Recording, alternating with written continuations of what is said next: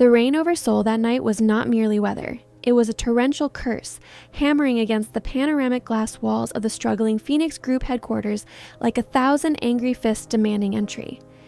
Inside the dimly lit executive suite on the top floor, Liam Kang stood staring out at the gray abyss of the city that used to bow at his feet, his reflection in the glass showing a man who had aged 10 years in the last 10 months. Once the arrogant, untouchable prince of the business world, Liam was now a king without a crown, his family's empire crumbling under the weight of debt, betrayal, and a market crash that had swallowed his legacy whole. He adjusted his tie, his fingers trembling slightly not from cold but from a humiliation that burned hotter than fire, because tonight was the night he had to sign it all over. The creditors had sold his debt to a mysterious foreign investment firm known only as Nemesis Capital, and the new owner, a CEO who had never revealed their face to the public, was coming to inspect their new acquisition, or rather their new slave. Liam checked his watch, the expensive Patek Philippe feeling like a heavy shackle on his wrist now, and turned as the heavy oak doors creaked open, admitting a gust of cold air and the sharp, rhythmic clicking of high heels that sounded like a countdown to an execution. A woman walked in, flanked by 4 lawyers in black suits who looked more like undertakers than legal counsel, but Liam didn't look at them. He couldn't take his eyes off her. She was dressed in a white suit so sharp it could cut skin, her hair cut in a sleek, ruthless bob that framed a face of devastating, icy beauty, her eyes hidden behind dark sunglasses even in the dim light of the office. She didn't walk. She glided, radiating an aura of power that sucked the oxygen out of the room, making the spacious office feel like a coffin. She stopped at the head of the massive conference table, his table, and slowly removed her glasses, revealing eyes that were dark, deep, and utterly devoid of mercy. Liam felt a jolt of electricity run down his spine, a sense of déjà vu so strong it made him dizzy. Because those eyes?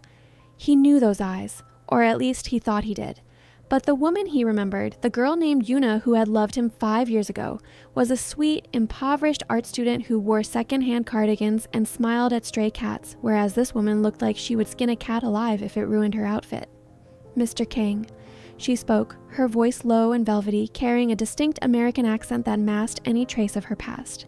I am Arya Kim, the CEO of Nemesis Capital, and as of 10 minutes ago, I own this building, this company, and effectively, I own you. Liam swallowed the bile rising in his throat and straightened his back, trying to salvage the last shreds of his dignity. Welcome to Phoenix Group, Ms. Kim. I have prepared the transfer documents. I assume you will want my resignation on your desk by morning. Arya laughed, a dry, humorless sound that echoed off the marble walls. Resignation? Oh, Liam, you misunderstand the nature of our arrangement. I didn't buy this sinking ship to let the captain swim away to safety. I bought your debt, your family's estate, and your personal liability.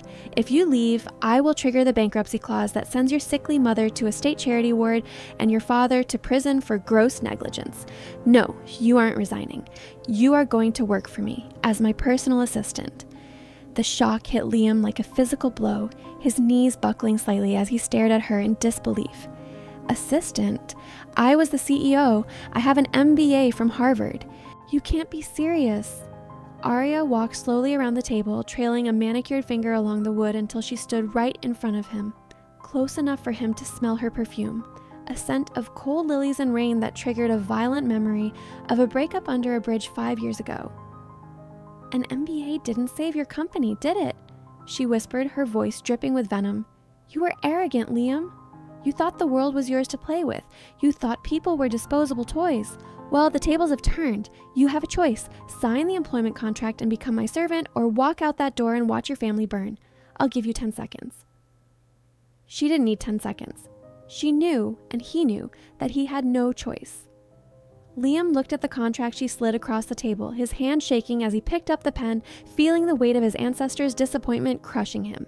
He signed his name, scratching the paper so hard it nearly tore, and when he looked up, Arya was smiling, a cruel, satisfied smirk that made her look like a beautiful demon. Good boy, she said, snatching the paper away. Now, your first task. My shoes are wet from the rain. Dry them. Liam froze, staring at her pristine white heels, which had a few droplets of water on them. Excuse me? He rasped. You heard me? Arya said, sitting down in his leather chair and spinning it to face him, crossing her legs elegantly. Kneel down and dry my shoes. Unless, of course, you want me to call the police about your father's embezzled funds right now?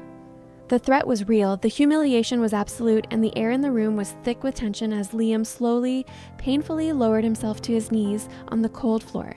He took the handkerchief from his pocket, the one Yuna had embroidered for him years ago, though he didn't realize Arya recognized it, and began to wipe the rain from her shoes. Arya looked down at the top of his head, her mask of indifference cracking for a nanosecond to reveal a flash of raw, agonizing pain before she steeled herself again. "This is for my father," she thought, remembering the image of her father jumping off the very roof of this building 5 years ago after Liam's family destroyed his small business and Liam abandoned her to marry a Chibol heiress.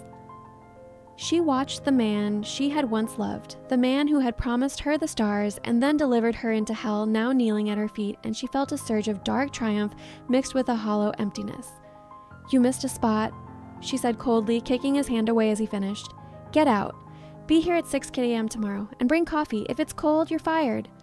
Liam stood up, his face burning, his eyes avoiding hers, and walked out of the office that was no longer his, into a life that was now a nightmare. As the door closed, Arya slumped back in the chair, her trembling hands clutching the armrest as she whispered to the empty room, "I'm back, Liam, and I won't stop until you feel every ounce of pain I felt." But deep down, a treacherous part of her heart was already asking a dangerous question. If she hated him so much, why did seeing him on his knees hurt her more than it hurt him? The following weeks dragged on with the agonizing slowness of a nightmare from which one simply cannot wake, transforming Liam Kang's existence into a blur of degradation and confusing, heart-pounding tension. The once revered CEO was now the subject of hushed whispers and pitying glances by the water cooler, a fallen idol reduced to fetching dry cleaning and organizing files for the woman who sat on his throne. Every morning at 6 a.m. sharp, Liam would stand before the espresso machine in the executive break room, his hands, which used to sign billion-dollar mergers, now trembling as he carefully measured out exactly 2 teaspoons of sugar and a dash of cinnamon, a specific recipe Arya had demanded on day 1, claiming it was the only way she could tolerate the swill this building produced. He didn't know why the scent of cinnamon made his chest ache with a phantom pain, a fleeting memory of a small, drafty apartment and a girl named Yuna who used to make him cheap instant coffee with cinnamon to hide the bad taste, but he pushed the thought away because Yuna was gone, vanished into the ether 5 years ago, and this woman, Arya Kim, was a monster forged in ice and gold. One rainy Tuesday, the humiliation reached a fever pitch when the elevator doors slid open to reveal not a client, but Vanessa Choi, the heiress Liam had been engaged to, the woman his father had forced him to choose over Yuna to save the company back then, the woman who had dumped him the second the stock market crashed. Vanessa sashayed into the office wrapped in mink fur and the stench of arrogance, her eyes lighting up with malicious glee when she spotted Liam sitting at the secretary's desk outside the CEO's office. "Oh my God," she shrieked, her laughter grating like nails on a chalkboard, drawing the attention of the entire floor. "It's true. The Prince of Phoenix Group is now a receptionist? Liam, darling, this is tragic even for you. I came to see the new owner about buying your family's private jet for my honeymoon with my new fiancé, but seeing you like this is a far better prize." Liam grit his teeth, keeping his eyes on the computer screen, his knuckles white as he typed nonsense just to look busy. "You don't have an appointment, Vanessa," he said, his voice flat and dead. "I don't need one to talk to the help," she scoffed, leaning over his desk and knocking a stack of files onto the floor with a manicured hand. "Pick them up, Liam. Show me how well you've been trained." The degradation burned his skin like acid, but before he could move, the heavy double doors behind him flew open with a force that rattled the frame. "Is there a reason there is a screeching hyena in my lobby?" Arya stood there, leaning against the doorframe, her arms crossed over her chest, looking impeccable in a blood-red suit that made her look like a war goddess. Vanessa turned, ready to insult the newcomer, but the words died in her throat as she met Arya's gaze, a look of sheer, predatory boredom. "I am Vanessa Choi. I am a VVIP client of this bank, and I was just putting your servant in his place," Vanessa stammered, trying to regain her footing. Arya walked forward slowly, the rhythmic click of her heels sounding like a ticking bomb, until she towered over Vanessa, radiating a chilling dominance.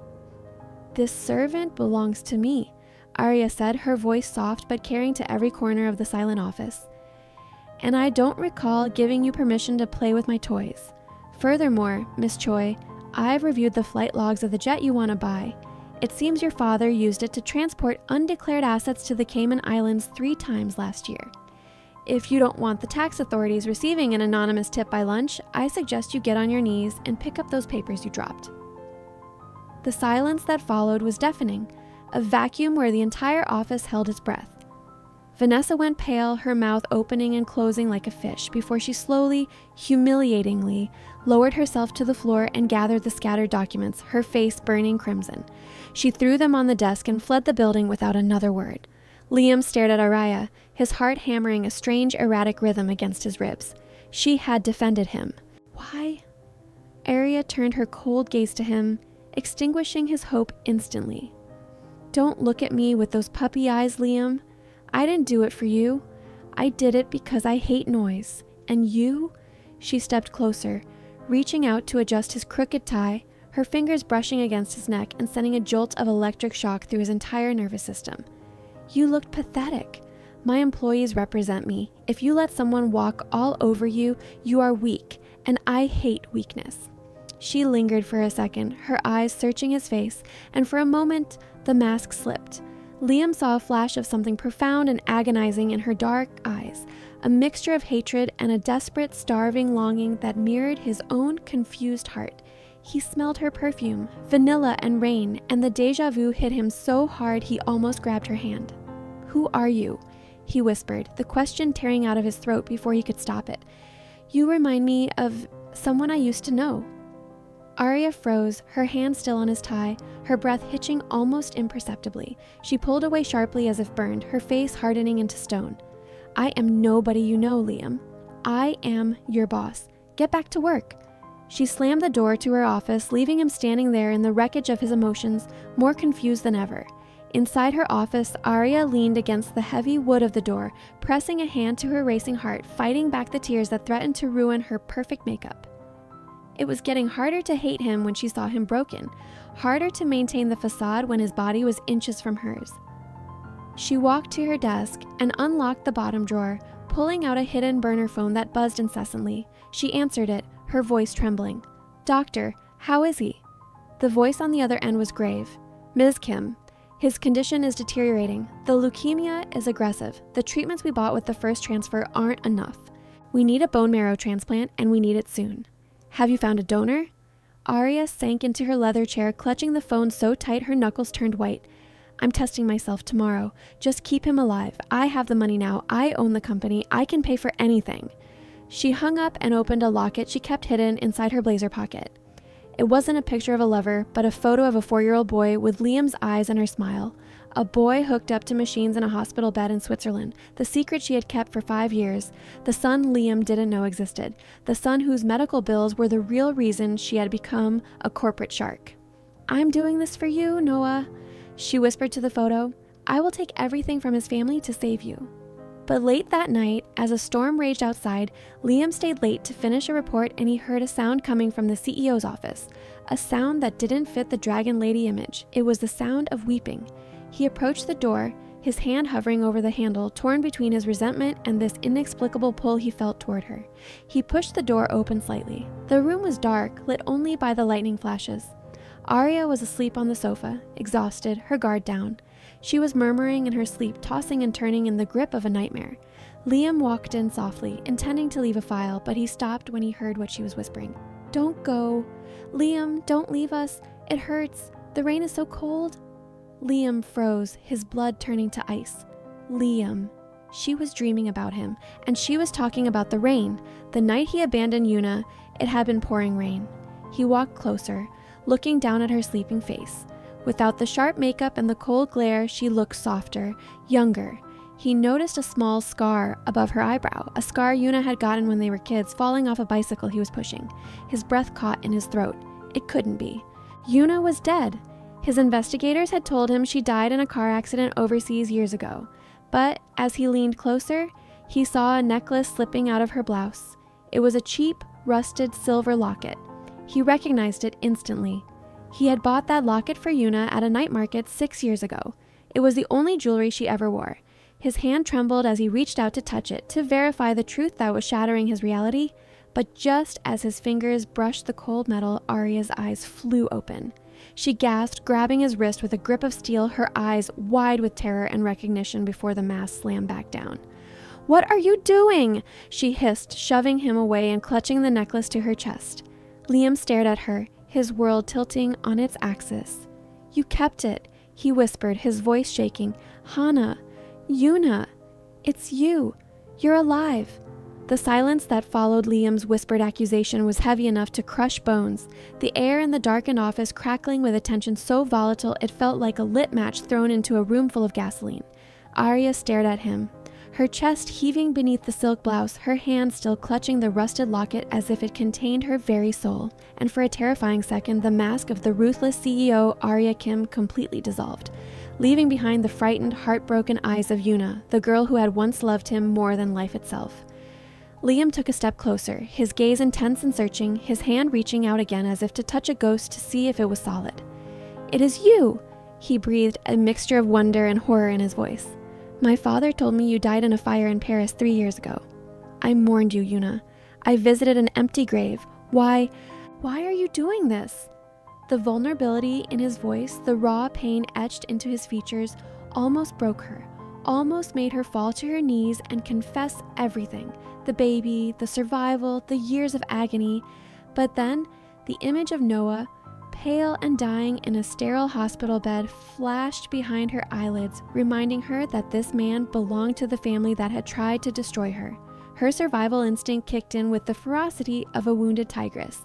She slapped his hand away, the sound sharp and shocking in the quiet room, and scrambled backward, her face twisting into a sneer of cold contempt that didn't quite reach her panic-stricken eyes. "You are delusional, Mr. Kang," she hissed, her voice shaking but gaining strength with every lie she forced past her lips. "Oxygen deprivation from your pathetic existence must be affecting your brain. I told you, Yuna is dead. She was a weak, pathetic girl who let a man destroy her." "I keep this piece of junk." She yanked the locket from her neck and threw it onto the desk with a clatter that sounded like a gunshot, "as a trophy. A reminder of a girl I met in a shelter years ago who died of a broken heart because of you. I wear it to remind myself never to trust a Kang." Liam stared at the locket, then at her, the hope in his eyes dying a slow, painful death, replaced by a confusion that bordered on madness. "You're lying," he said, but his voice lacked conviction now. "You have her scar, you have her eyes, you even drink your coffee the way she did." Arya laughed, a harsh, brittle sound. "Plastic surgery exists, Liam. And as for coffee, maybe I just researched my victim thoroughly. Now get out before I call security and have you thrown into the street for harassment." She turned her back on him, trembling violently, praying he would leave before she collapsed. Liam stood there for a long minute, his eyes burning into her back before he finally turned and walked out, the door clicking shut with a finality that felt like a tomb closing. But Liam didn't go home. He couldn't. The seed of doubt had sprouted into a forest of suspicion. He went to his old office, now a small cubicle in the archives, and booted up an old computer that still had his administrative access codes Arya's IT team hadn't thought to scrub yet. He didn't look at personnel files, he looked at the money. If she was Yuna, she had come from nothing. Where did the capital for Nemesis Capital come from, and where was it going now? He traced the transaction logs of the company accounts, his eyes widening as he found a series of massive, irregular transfers. Millions of dollars siphoned off every week to a shell company in Zurich called Project Noah. It wasn't embezzlement for profit, it was a hemorrhage. The company was bleeding cash. "What are you hiding?" he muttered to himself, his fingers flying across the keyboard. He traced the shell company's IP address, bypassing firewalls with the skills he had honed during his years at the top, until he found the final destination of the funds, the Edelweiss Clinic for Advanced Pediatric Oncology in Switzerland. Liam froze. Pediatric oncology, cancer treatment for children. Why was a cold-blooded corporate raider sending millions to a children's cancer ward? Was she sick? Or was there someone else? The realization hit him with the force of a physical blow, a sudden, terrifying math equation forming in his mind. 5 years ago, they were together. 5 years ago, she disappeared, and now she was funding a child's medical care. He stood up, knocking his chair over, just as his phone buzzed with a notification from the building's security system. An alert he should have disabled but hadn't. CEO office, silent alarm triggered. Arya was in trouble. He didn't think. He ran. He sprinted up the stairs, ignoring the elevators, bursting onto the executive floor just in time to hear a crash from inside Aria's office. He kicked the door open. Aria was on the floor, clutching her chest, gasping for air, her phone lying next to her with the speakerphone still on. A voice was speaking urgently from the device, a doctor's voice in German accented English. Miss Kim, are you there? We lost his pulse for a minute. He's stabilized, but his bone marrow has completely failed. We cannot wait for the Swiss donor anymore. You need to bring the biological father. It is the only chance. Miss Kim! Liam stood frozen in the doorway, the pieces of the puzzle slamming together with the violence of a car crash. The locket, the money, the child, the timeline. It wasn't just revenge. She hadn't come back to destroy him. She had come back to harvest his company, to pay for a dying child. Their child. He walked slowly into the room, the sound of his footsteps masked by the storm outside. Aria looked up, her face pale and streaked with tears, her eyes wide with terror as she realized he had heard. She scrambled for the phone, trying to hang up, but her hands were shaking too badly. Liam knelt down in front of her, not as a servant this time, but as a man whose world had just been rewritten. He reached out and took the phone from her trembling hands. Doctor, Liam said, his voice terrifyingly calm. This is Liam Kang. I am the biological father. What do I need to do? The silence on the other end was brief. Mr. King, thank God, you need to get to Zurich immediately. We need a transplant within 24 hours, or Noah will not survive the weekend. Liam hung up the phone and looked at Aria. She was huddled against the desk, looking small and broken, waiting for his anger, waiting for him to yell at her for hiding his son. But Liam didn't yell. He felt a wave of overwhelming grief and love wash over him, drowning out the resentment. He's alive, he whispered, tears spilling from his eyes. We have a son, and he's dying. Aria sobbed, finally letting go of the lie. I tried to save him alone, she choked out. I didn't want you to know. Your father, he threatened me back then. He said if I ever came near you with a child, he would make it disappear. I had to hide him, Liam. I had to become powerful enough to protect him. Liam pulled her into his arms, burying his face in her hair, holding her tight as she shook with 5 years of suppressed fear. I didn't know, he cried. I swear to you, Yuna, I didn't know. If I had known, I would have burned the world down to keep you safe. For a moment, they just held each other, two broken people amidst the ruins of their past, united by the terrifying fragility of their son's life. But reality crashed back in. We have to go, Liam said, pulling back, his CEO instincts taking over. My private jet is sold, but I still have contacts. We can charter a flight. Aria wiped her face, the steel returning to her spine. No, the storm has grounded all commercial and charter flights. The airport is closed. Liam ran to the window. The typhoon was raging, battering the city with hurricane-force winds. We can't fly, he said, panic rising in his chest. But we have 24 hours. If we don't get there? There is one way, Aria said, standing up, her eyes dark. Your rival, the chairman of the Han Group. He has a military-grade transport helicopter that can fly in this weather. He owes me a favor because I didn't destroy his company last week. Liam looked at her. Han? He hates me. He won't help us. He won't help you, Aria corrected, grabbing her coat. But he will help me, because I own his debt too. They ran to the roof. The wind was deafening, the rain stinging like needles. Aria made the call, shouting over the gale, calling in a favor that cost her millions in leverage, trading her business advantage for a ride. 10 minutes later, a black helicopter with military markings descended through the clouds like a dark angel. They climbed in, huddled together in the back. As they lifted off, leaving the city behind, Liam looked at Aria. Tell me about him, he said softly. Tell me about Noah. Aria looked out the window at the dark ocean below. He has your smile, she whispered. He likes to draw. He wants to be an astronaut. He asks about his dad every night. I told him his dad was a superhero saving the world. Liam flinched, the guilt cutting him deeper than any knife. I'm no superhero. I'm the villain who left you. You can be the hero now, Aria said, turning to him, her eyes fierce. Save him, Liam. Save our son, and I will forgive you for everything. I will give you the company back. I will disappear. Just save him. Liam grabbed her hand, interlacing their fingers.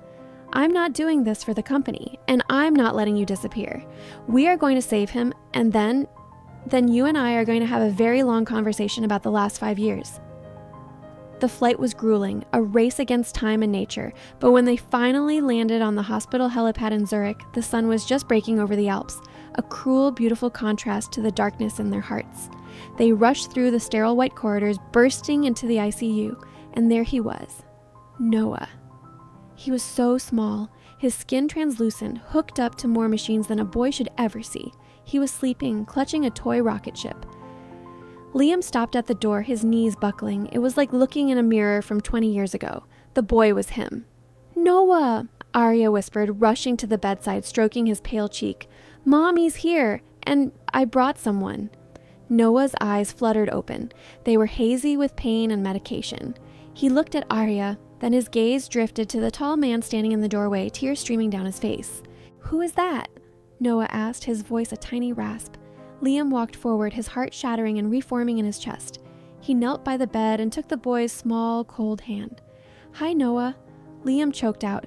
I'm the guy from the moon. I heard you needed a sidekick." Noah's eyes widened. "Dad?" Liam nodded, sobbing openly now.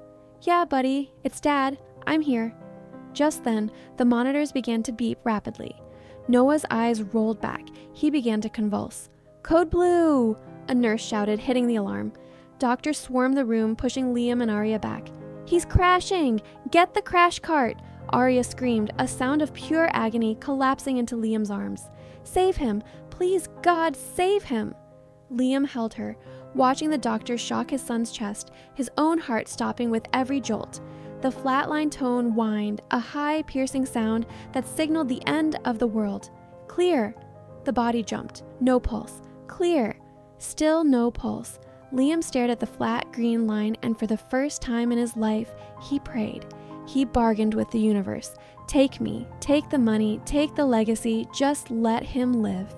And then a blip, another blip, a rhythm. "We have a heartbeat," the doctor exhaled, "but we have no time. Mr. Kang, we need to harvest the marrow now. It's risky. You haven't been prepped. The extraction could cause nerve damage or cardiac arrest given your stress levels." Liam ripped off his jacket, rolling up his sleeve. "I don't care if it kills me," he said, his eyes burning with a resolve that terrified even Arya. "Cut me open. Take it all. Just save my son." As they wheeled Liam away to surgery and Noah to the transplant unit, Arya stood alone in the hallway, caught between two operating rooms, realizing that the man she had spent 5 years hating was currently the only thing keeping her world from ending. And as she waited, she realized something else. She didn't hate him anymore. She loved him. And that terrified her more than anything. The red light above the operating theater doors finally extinguished after 7 agonizing hours that felt less like time passing and more like the slow, grinding erosion of Arya's sanity, leaving her huddled on the hard plastic chair in the waiting room, picking at the loose thread of her coat until her finger bled. When the surgeon emerged, pulling off his mask with a weariness that terrified her, Arya was on her feet instantly, her legs numb, her voice trapped in her throat.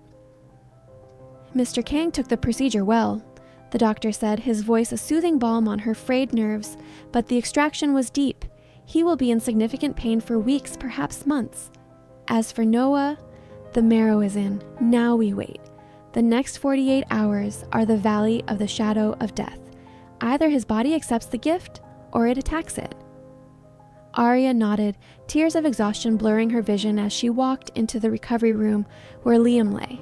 He looked devastatingly pale, the strong, arrogant CEO reduced to a man hooked up to morphine drips and monitors, yet when she touched his hand, his eyes flew open instantly, dark and unfocused but searching for her. "Did it work?" he rasped, his voice sounding like sandpaper.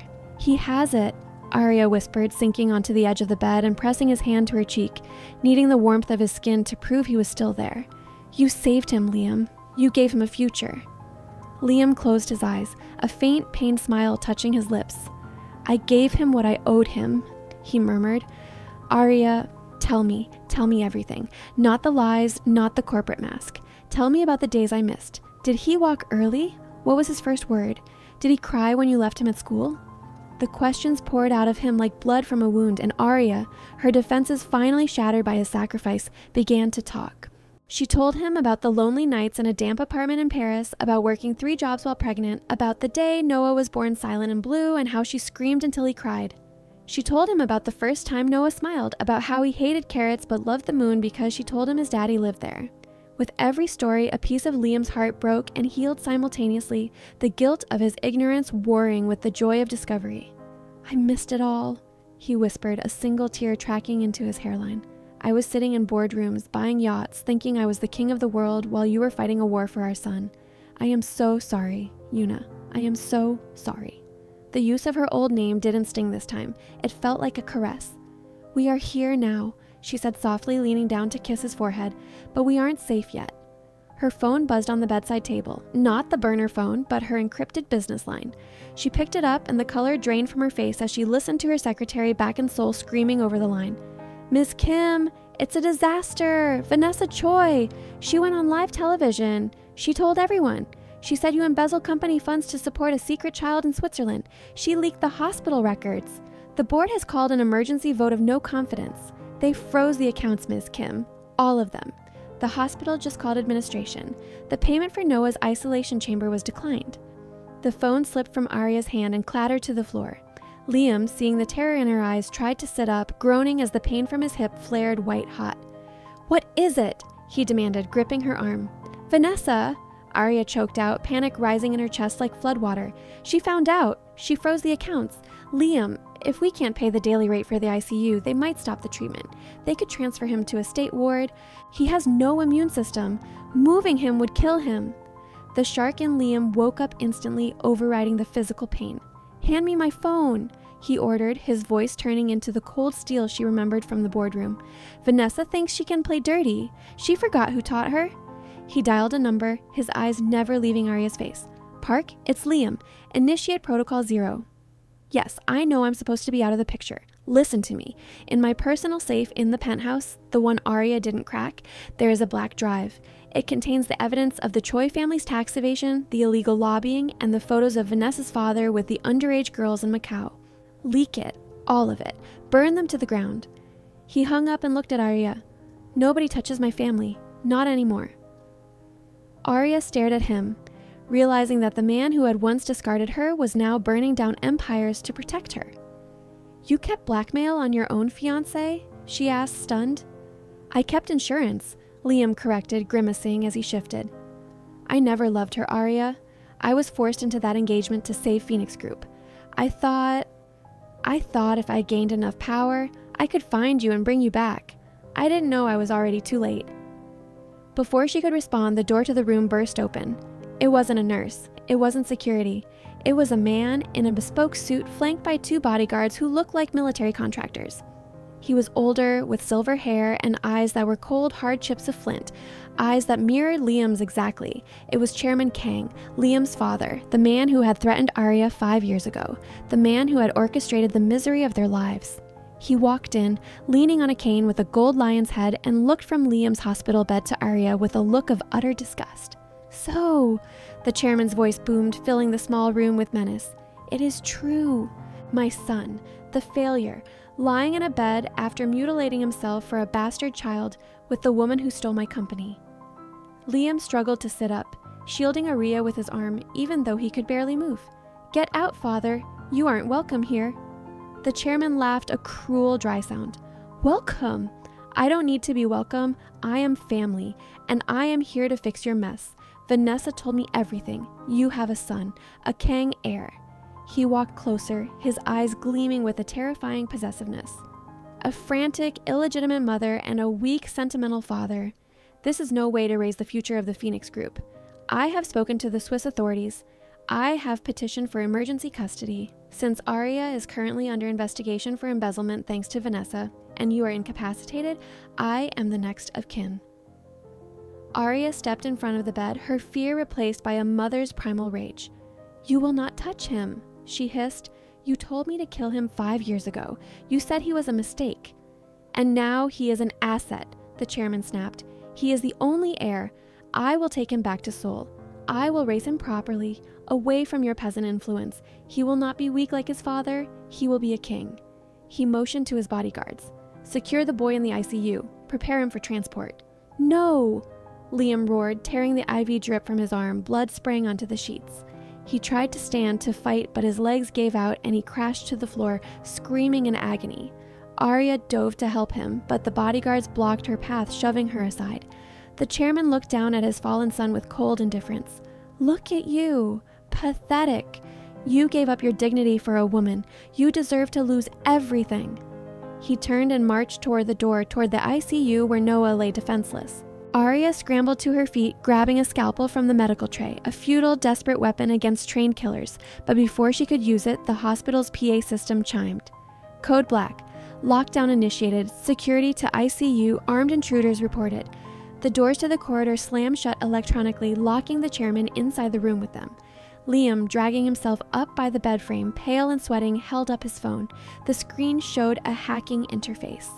You forgot, Father, Liam wheezed, a bloody smile playing on his lips. I built the security systems for this hospital group when I was 20. I just locked down the entire building. The police are on their way, and they aren't coming for me. He tapped the screen again. I just sent the evidence of your involvement in Arya's father's suicide 5 years ago to Interpol. You aren't taking my son anywhere. You're going to prison for murder. The chairman's face went purple. He raised his cane to strike Liam, but Arya was faster. She didn't use the scalpel. She tackled the old man, knocking him off balance. He fell, hitting his head on the medical cart, and slumped to the floor, unconscious. The bodyguards drew their weapons, but seeing their employer down and the sirens wailing outside, they hesitated. Drop them, Liam commanded, mustering every ounce of authority he had left. The game is over. Interpol is outside. If you want to see your families again, you will surrender. The guards looked at each other, then at the dying billionaire on the floor, and dropped their guns. Arya rushed to Liam, pulling him into her arms as he finally collapsed from the pain. You crazy idiot, she sobbed, kissing his face. You hacked the hospital?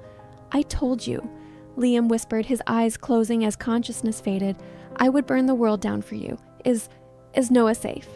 He's safe, Arya promised, holding him tight as the police stormed the room. We're all safe. But as the adrenaline faded and the reality of the situation set in, the chairman arrested, the company in chaos, Liam critically injured, Arya looked through the glass of the ICU window at her sleeping son and realized the hardest battle was yet to come. Noah's body was rejecting the transplant. The monitors in the other room started flashing red again. The victory against the father was won, but the war for the son's life was entering its darkest hour. The world inside the sterile glass box of the intensive care unit shrank down to the terrifying rhythm of a single heart monitor, its frantic, irregular beeping acting as the only metronome for Arya's crumbling sanity as she stood pressed against the partition, her breath fogging the glass, watching a team of doctors swarm over her son's tiny body like frantic white ghosts fighting an invisible reaper. Noah was convulsing, his body violently rejecting the very life force his father had just sacrificed to give him. A cruel biological irony that felt like the universe playing a sadistic joke on two parents who had already paid in blood and tears. Liam, ignoring the screaming agony of his own fresh surgical wounds and the dizziness that threatened to pull him back into unconsciousness, dragged himself off the floor where he had collapsed after the confrontation with his father, refusing the nurse's pleas to return to his bed, and limped to the window to stand beside Arya, his hand finding hers and gripping it with a force that promised he would anchor her to the earth even if the sky fell. He's fighting, Liam rasped, his face gray and sheen with sweat, his eyes fixed on the son he had only just met. He's a king. He doesn't know how to quit. Arya leaned into him, not because she wanted to, but because her legs could no longer support the weight of her fear. The doctor said it's acute rejection, she whispered, her voice a broken shard of glass. His immune system is attacking your cells. It's like he knows. It's like his body knows the marrow came from the family that tried to destroy him. It was an irrational thought born of trauma, but it cut Liam to the bone, adding a fresh layer of guilt to the mountain he was already carrying. No, he said firmly, turning her face toward him so she had to look into his eyes. Eyes that were no longer the cold, arrogant orbs of the CEO she hated, but the desperate, loving eyes of a father. That marrow is love, Arya. It's the only good thing I've ever produced. It's going to work because it has to. Look at him. He's not letting go. Inside the room, the lead specialist, Dr. Schmidt, made a high-stakes call, ordering a massive dose of immunosuppressants that would leave Noah defenseless against even a common cold, but would hopefully stop the civil war raging inside his blood. The convulsions stopped. The monitor's line smoothed out from a jagged mountain range of chaos into a steady, albeit weak, rhythm. Beep, beep, beep. The sound was the most beautiful music Arya had ever heard. Dr. Schmidt exited the room looking like he had gone 12 rounds with a boxer and pulled off his mask. "We have stabilized him," he said, his German accent thick with exhaustion. "The next 12 hours are critical. If the fever breaks by morning, the graft will hold. If not, you should prepare yourselves." He didn't finish the sentence. He didn't have to. The silence that followed was heavy and suffocating, filled with the ghosts of what-ifs. Arya sank into a chair in the hallway, burying her face in her hands, her shoulders shaking with silent sobs. Liam sat next to her, wincing as his hip protested, and wrapped his arm around her shoulders, pulling her into his chest. For the first time in 5 years, she didn't pull away. She melted into him, weeping for the years they lost, for the pain she carried alone, for the terror of the present. "I hate you," she sobbed into his hospital gown, the words lacking any venom, sounding more like a confession of pain than an accusation. "I hate that I needed you. I hate that you saved him. I hate that I still love you." Liam rested his chin on the top of her head, tears streaming down his own face, mingling with hers. "I know," he whispered, rocking her gently. "I know. I hate myself too.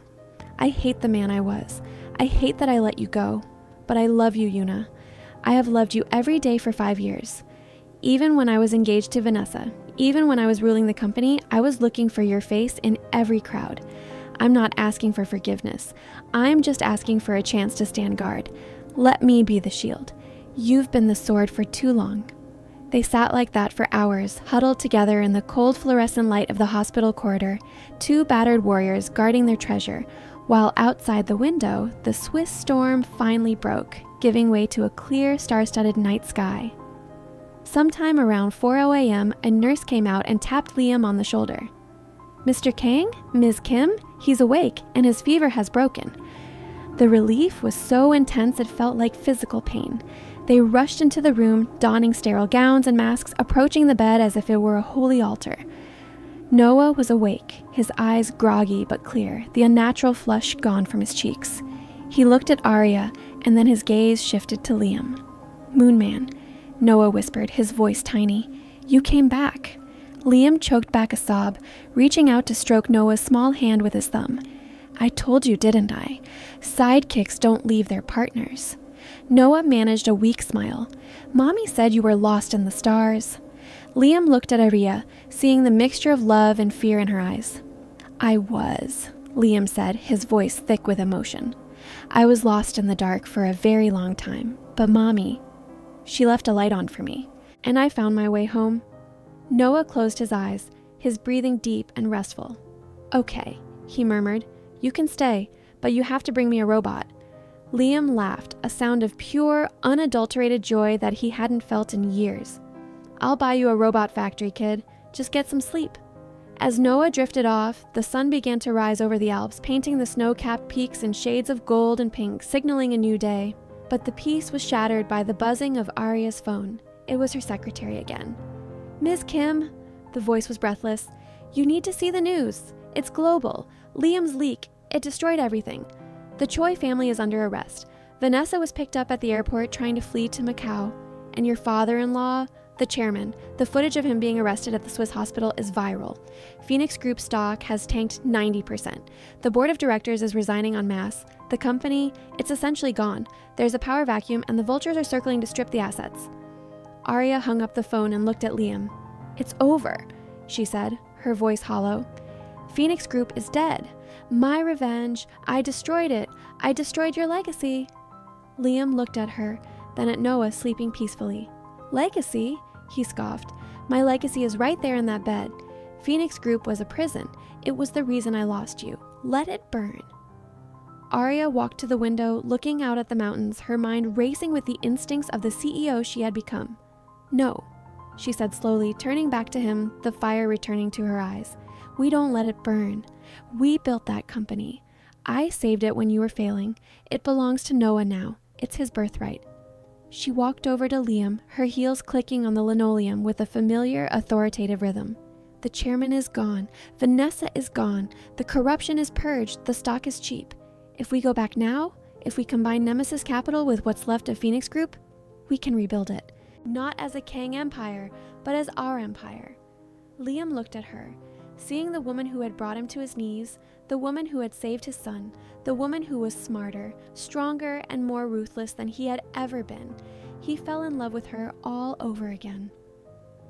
"You want to go back into the lion's den?" he asked, a smirk playing on his lips. "They hate us in Seoul.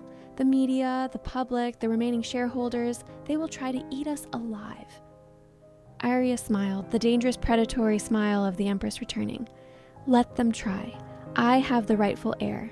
I have the majority stake, and I have the best strategist in the world by my side." She held out her hand to him. "So, Mr. Kang, are you ready to be my assistant again, or are you ready to be my partner?" Liam took her hand, pulling himself up despite the pain, standing tall beside her. "Partner," he said, kissing her knuckles, "but I'm still driving the car. You drive like a maniac." 3 days later, a private jet, chartered with the last of Arya's liquid assets, touched down at Incheon International Airport.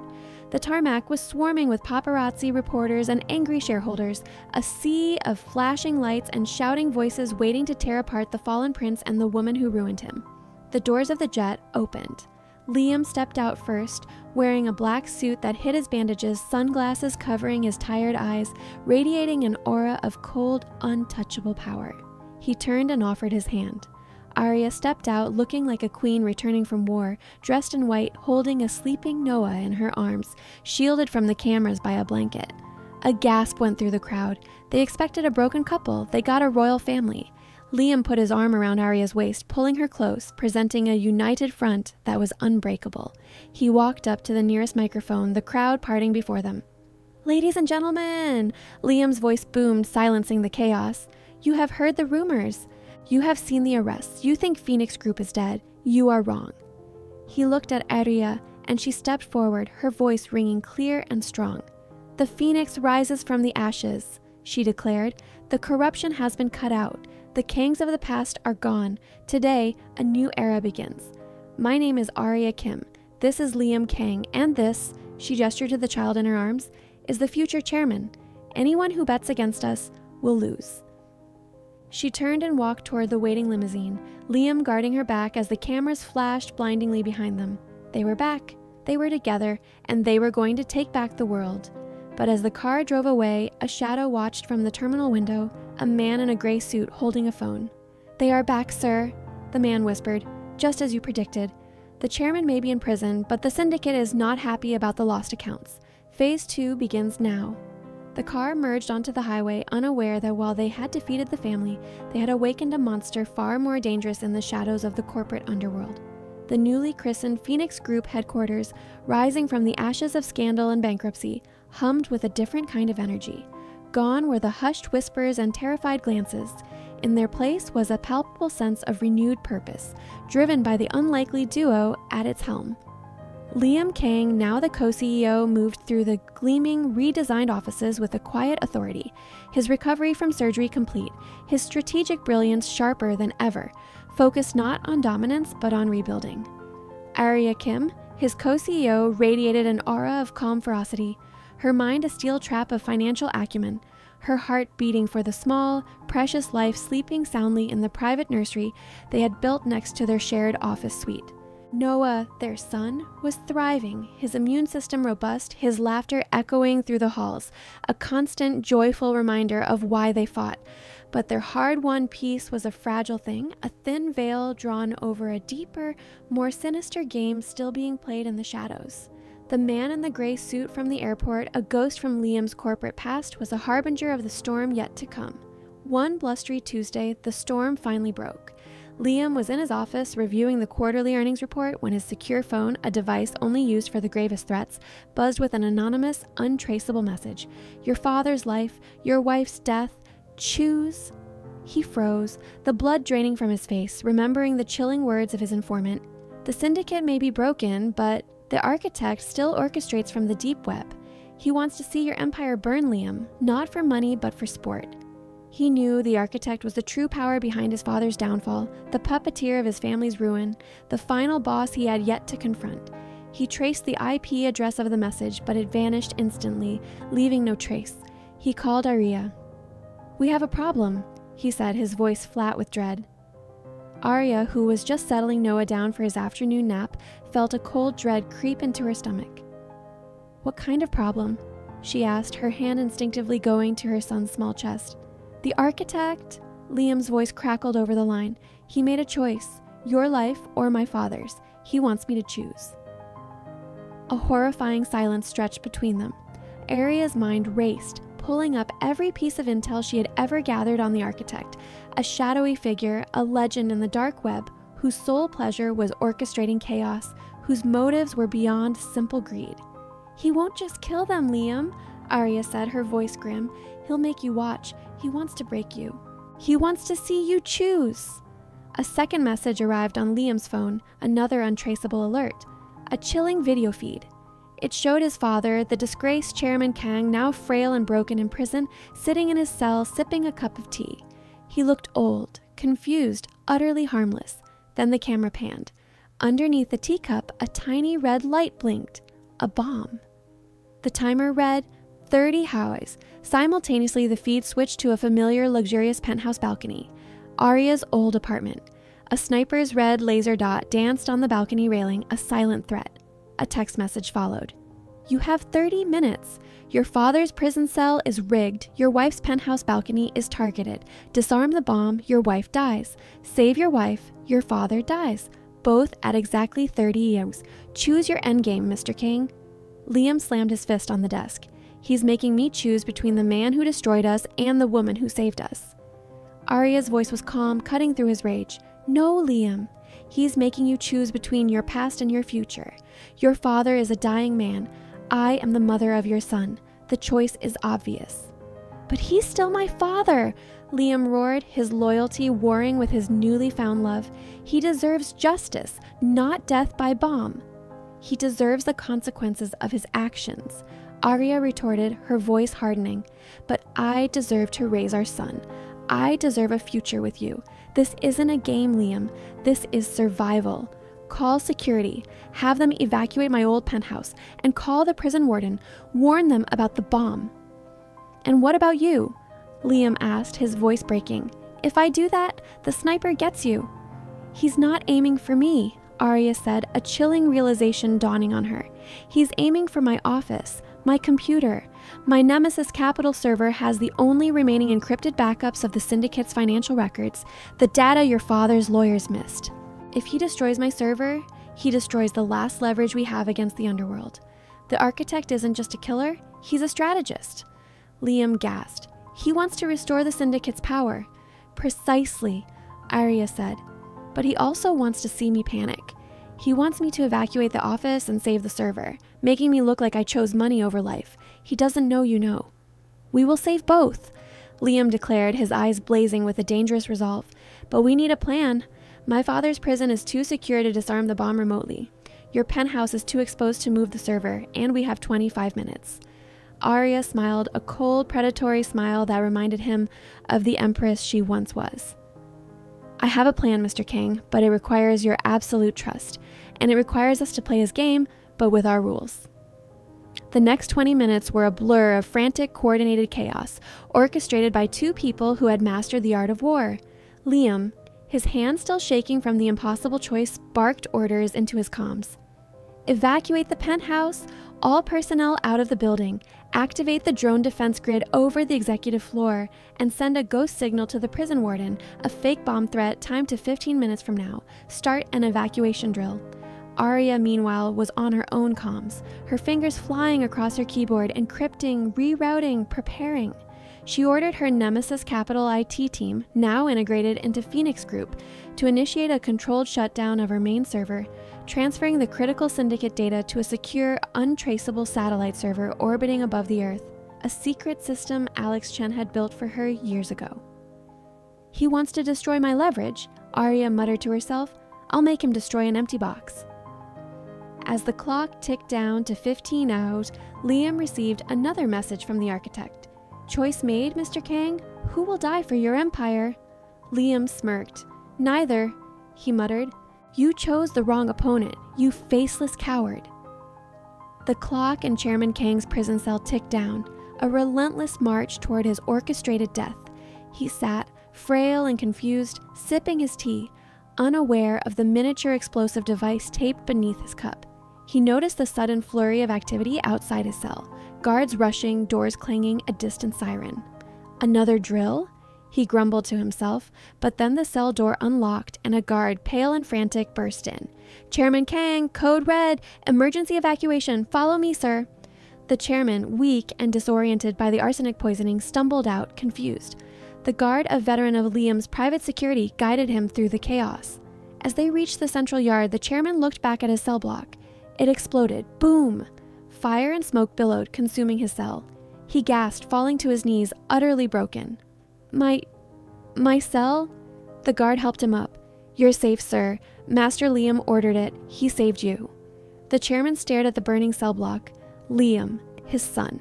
He had sent him to prison, tried to have him killed, and yet Liam had saved him.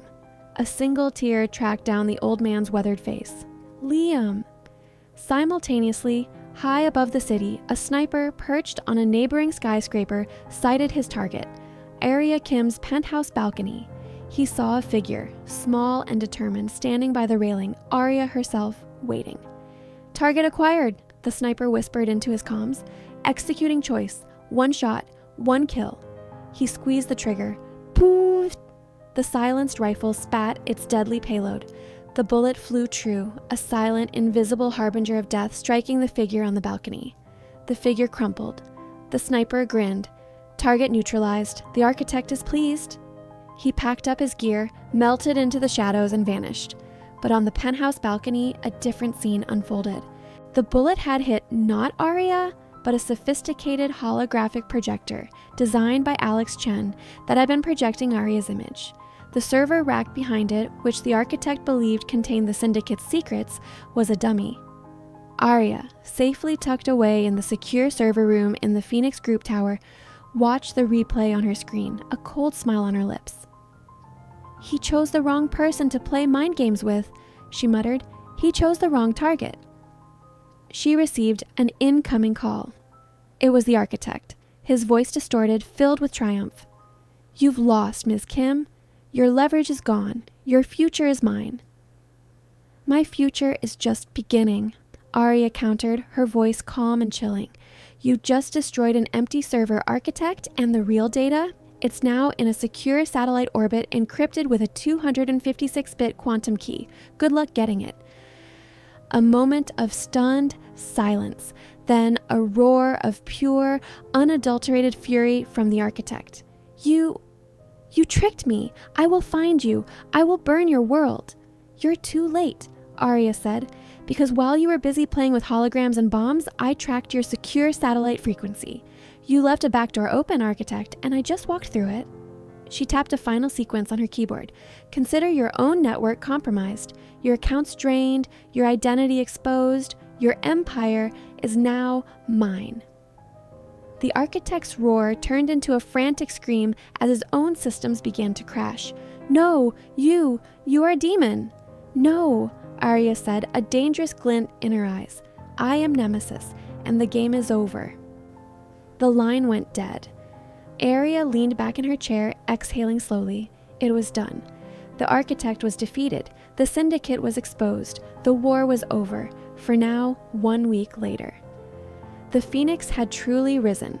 Phoenix Group, now purged of its corruption and led by its new dynamic co-CEOs Liam Kang and Arya Kim, surged in the markets. The media, initially skeptical, now hailed them as visionary leaders, the embodiment of a new ethical era of business. The chairman, Liam's father, faced trial for a lifetime of crimes, but Liam visited him in prison. "I didn't save you for love, father," Liam said, his voice flat. "I saved you because I needed you to watch me rebuild what you destroyed, to watch me make a new legacy, and I needed you to see that you lost everything, not because of a curse, but because you chose hate over family. That's your punishment." The chairman, old and broken, could only stare at his son, seeing the ghost of his own ambition reflected in Liam's cold, triumphant eyes. Arya sat in her newly redesigned office, sipping the cinnamon coffee Liam now made for her every morning. Noah, healthy and vibrant, was playing on the rug with a toy robot Liam had bought him. The office was filled with sunlight. Liam walked in, a wide, easy smile on his face.